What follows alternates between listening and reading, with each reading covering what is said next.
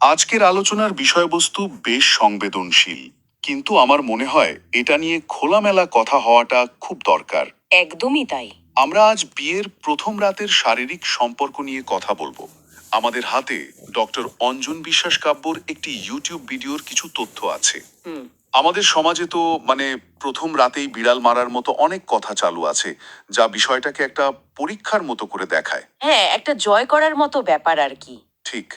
আজকের এই আলোচনায় আমরা দেখব এই সব ধারণার বিপরীতে বিজ্ঞান আসলে কি বলছে। আমাদের উদ্দেশ্য কিন্তু কোনো মতামত দেয়া নয়, বরং ওই উৎস থেকে পাওয়া তথ্যগুলোকেই সহজভাবে তুলে ধরা। অবশ্যই। মূল লক্ষ্যটা হলো ভয় বা চাপের বদলে বোঝাপড়া আর নিরাপত্তার উপর ভিত্তি করে একটা সুস্থ সম্পর্কের শুরুটা কেমন হতে পারে সেটা বোঝা। ভিডিওতে বিষয়টাকে খুব সুন্দরভাবে 3টে ভাগে ভাগ করা হয়েছে: মানসিক, শারীরিক আর আচরণগত। চমৎকার। তাহলে ওইভাবেই এগোনো যাক। হ্যাঁ, আমার মনে হয় সেটাই ভালো হবে। তাহলে চলুন একেবারে শুরু থেকে শুরু করি।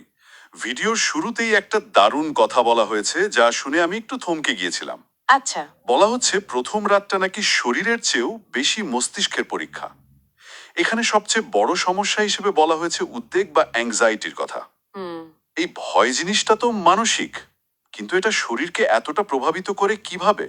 মানে ঠিক কি ঘটে তখন? দেখুন, এখানেই জীববিজ্ঞানের একটা খুব মজার ব্যাপার কাজ করে। যখন আমরা ভয় পাই বা খুব মানসিক চাপে থাকি, তখন আমাদের শরীরে সিম্প্যাথেটিক নার্ভাস সিস্টেম বলে একটা ব্যবস্থা চালু হয়ে যায়। Sympathetic nervous system. হ্যাঁ, এটাকে বলা যেতে পারে শরীরের ফাইট অর ফ্লাইট মোড, মানে লড়ো অথবা পালাও অবস্থা। আচ্ছা আচ্ছা। এর ফলে কি হয়? হৃদস্পন্দন বেড়ে যায়, শরীর শক্ত হয়ে যায়, আর এর সরাসরি প্রভাব পড়ে, মানে বিশেষ করে নারীদের ক্ষেত্রে যৌনির পেশিগুলো সংকুচিত বা টাইট হয়ে যায়। ওহ। বাহ, একদম পারফেক্ট উপমা। একদিকে সামাজিক চাপ বলছে এগিয়ে যেতে, আর অন্যদিকে শরীর ভয়ে ব্রেক চেপে ধরে আছে। ঠিক। আর এই ব্রেকের ঠিক উল্টো কাজটা করে অক্সিটোসিন নামের একটা হরমোন। ও, লাভ হরমোন। হ্যাঁ, একে লাভ হরমোন বা ভালোবাসার হরমোনও বলা হয়।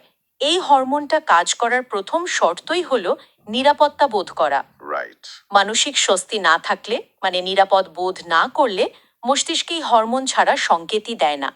সোজা কথায় ভয় আর ভালোবাসা শরীরে একসাথে কাজ করতে পারে না। তার মানে তো আমাদের সমাজের মূল ভুলটাই গোড়ায় আমরা প্রথম রাতের মিলনকে একটা একটা বাধ্যতামূলক কাজ বানিয়ে ফেলেছি। একটা টু ডু লিস্টের মতো আর কি। হ্যাঁ।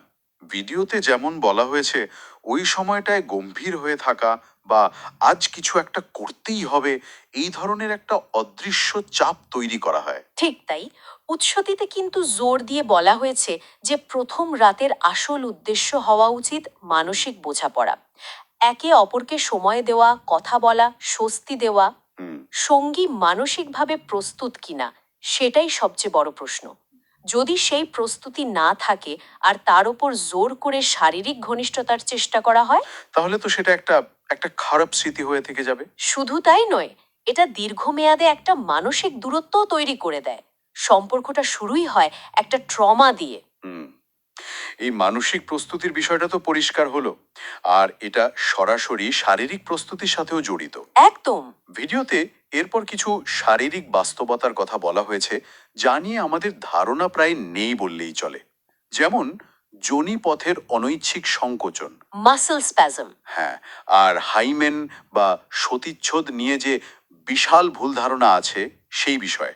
আর এই দুটো বিষয় নিয়ে স্বচ্ছ ধারণার অভাব যে কত সম্পর্কের ক্ষতি করে তার কোনো হিসেব নেই। ভিডিওতে বলা হয়েছে বহু কুমারী মেয়ের ক্ষেত্রেই প্রথমবার মিলনের সময় যোনির পেশিগুলো নিজের থেকেই প্রচণ্ড শক্ত হয়ে যায়। আচ্ছা। এটাকে মেডিকেলের ভাষায় ভ্যাজাইনিসমাস বা মাসল স্প্যাজম বলা হয়। অনেকে ভাবেন এটা হয়তো কোনো রোগ। মাসেল স্প্যাজম, এটা কি অনেকটা পায়ে খিল ধরার মতো, যেটা আমাদের নিয়ন্ত্রণে থাকে না? খুব ভালো একটা তুলনা দিয়েছেন। ঠিক সেরকমই। এটা একটা অনৈচ্ছিক প্রক্রিয়া। ও। আর উৎস অনুসারে এটা কোনো রোগ নয়, বরং শরীরের একটা আত্মরক্ষামূলক প্রতিক্রিয়া বা প্রোটেক্টিভ রিফ্লেক্স। নিজেকে বাঁচানোর চেষ্টা। হ্যাঁ, চোখে কিছু আসতে দেখলে আমাদের চোখের পাতা যেমন নিজে থেকেই বন্ধ হয়ে যায়, এটাও ঠিক তেমনই। শরীর যখন ব্যথা প্রত্যাশা করে, তখন নিজেকে বাঁচানোর জন্য এই স্প্যাজমটা হয়। কিন্তু এতে তো উল্টো আরো বেশি ব্যথা হওয়ার কথা। ঠিক তাই। কি অদ্ভুত একটা প্যারাডক্স, তাই না? শরীর নিজেকে বাঁচাতে গিয়ে উল্টো আরো বেশি কষ্ট দিচ্ছে। আর হাইমেনের বিষয়টা, এটা তো একটা বিশাল সামাজিক ট্যাবু। আর এটাই সম্ভবত সবচেয়ে বড় এবং ক্ষতিকর ভুল ধারণা। উৎসটিতে খুব স্পষ্টভাবে বলা হয়েছে হাইমেন কোনো দেয়াল নয় যেটাকে ভাঙতে হবে। তাই তো। এটা খুব পাতলা একটা পর্দা বা ঝিল্লি, যা সবার ক্ষেত্রে একরকম থাকেও না। খেলাধুলা বা সাঁতারের মতো সাধারণ অ্যাক্টিভিটিতেও এটা ছিঁড়ে যেতে পারে। তার মানে প্রথম মিলনে সবার যে রক্তপাত হবে, এই ধারণাটা পুরোপুরি ভুল। পুরোপুরি অবৈজ্ঞানিক। আর ব্যথা হওয়াটাও স্বাভাবিক নয়। কিন্তু আমাদের সমাজে এই রক্তপাতকেই কুমারিত্বের প্রমাণ হিসেবে ধরে নেওয়া হয়, যা একটা মেয়ের জন্য চরম অপমানজনক। আর ছেলেটির জন্য একটা ভুল শিক্ষা। একদম। এই একটা মিথ্যার ওপর ভিত্তি করে কত সম্পর্ক যে শুরুতেই বিষাক্ত হয়ে যায়। অবিশ্বাস্য। তাহলে শরীরকে এই নতুন অভিজ্ঞতার জন্য প্রস্তুত করার সঠিক বৈজ্ঞানিক উপায়টা কি? ভিডিওতে একটা কথা আমার খুব ভালো লেগেছে। কোনটা? সেখানে ফোর প্লে বা মিলনপূর্ব ভালোবাসাকে বলা হয়েছে মেডিকেল নেসেসিটি, মানে চিকিৎসার জন্য প্রয়োজনীয়। হ্যাঁ, কথাটা শুধু রোম্যান্টিক নয়, এর শক্ত বৈজ্ঞানিক ভিত্তি আছে। ফোরপ্লের দুটো প্রধান কাজ আছে। আচ্ছা। প্রথমত, এটা শরীরকে ধীরে ধীরে যৌন মিলনের জন্য প্রস্তুত করে। স্বাভাবিক লুব্রিকেশন বাড়াতে সাহায্য করে। যা ব্যথা কমায়। ঠিক।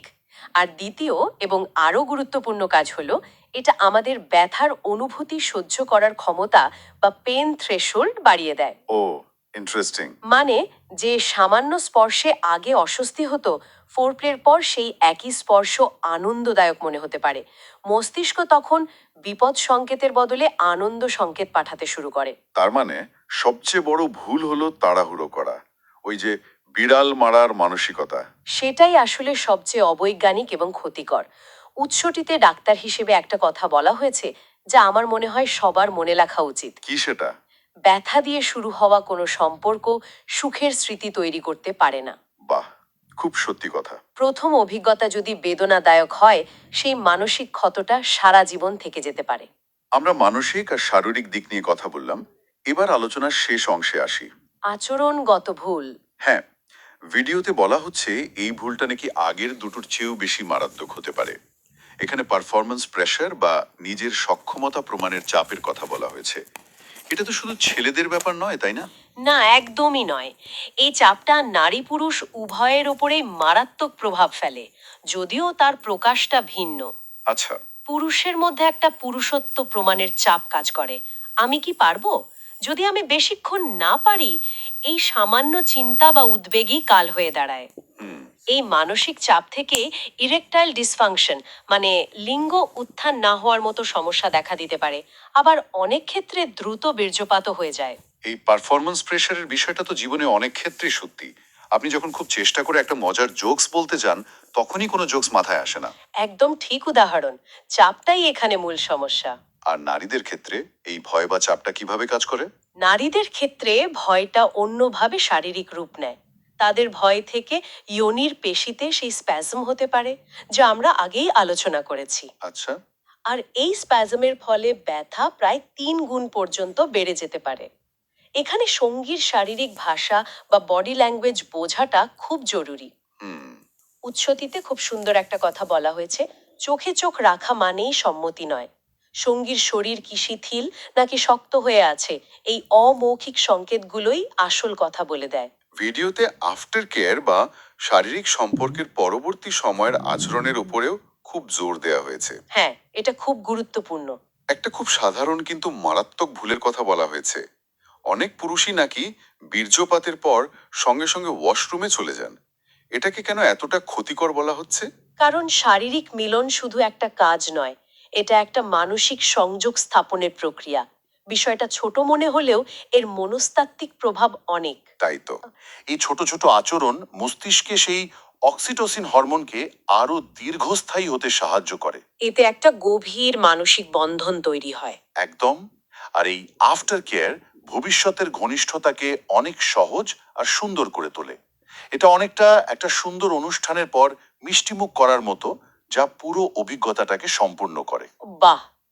তাহলে পুরো আলোচনার সারমর্ম করলে যা দাঁড়াচ্ছে, তা হলো বিয়ের প্রথম রাত কোনো পরীক্ষা নয় যেখানে পাস বা ফেলের ব্যাপার আছে। হুম। এটা আসলে শরীরী ভাষার একটা কথোপকথন, যেখানে তাড়াহুড়ো বা জোর করার কোনো স্থান নেই। সঙ্গী কি চায়, তার শরীর কিভাবে সাড়া দিচ্ছে, এই বিষয়গুলো বোঝাটাই সবচেয়ে জরুরি। একদম। ওই উৎস থেকে যদি একটি মাত্র লাইন মনে রাখতে হয়, তবে আমার মনে হয় সেটা হলো, জোর নয় ধৈর্য, ভয় নয় বোঝাপড়া, ব্যথা নয় নিরাপত্তা। অসাধারণ একটা লাইন। এই একটি বাক্যই হয়তো একটা সুন্দর দাম্পত্য জীবনের ভিত্তি তৈরি করে দিতে পারে, যে সম্পর্কের শুরুটা কোনো বেদনাদায়ক অভিজ্ঞতা দিয়ে হবে না, বরং আপসি বোঝাপড়া আর সম্মান দিয়ে হবে। আজকের আলোচনা থেকে এটা স্পষ্ট যে একটা বহুল প্রচলিত সামাজিক প্রথা নিয়ে বিজ্ঞান কতটা ভিন্ন কথা বলে। আর সঠিক তথ্যের জ্ঞান থাকাটা কতটা জরুরি। ঠিক, অজ্ঞতা এখানে সত্যি একটা অভিশাপের মতো কাজ করে। আর সবশেষে একটা প্রশ্ন ভাবার জন্য রেখে যেতে চাই। ওই ভিডিওতে একটা সতর্ক বার্তাও দেওয়া হয়েছে যে যৌনতা সম্পর্কিত একটি ভুল তথ্য 10 বছর পরেও মারাত্মক স্বাস্থ্য ঝুঁকির কারণ হতে পারে। হুম।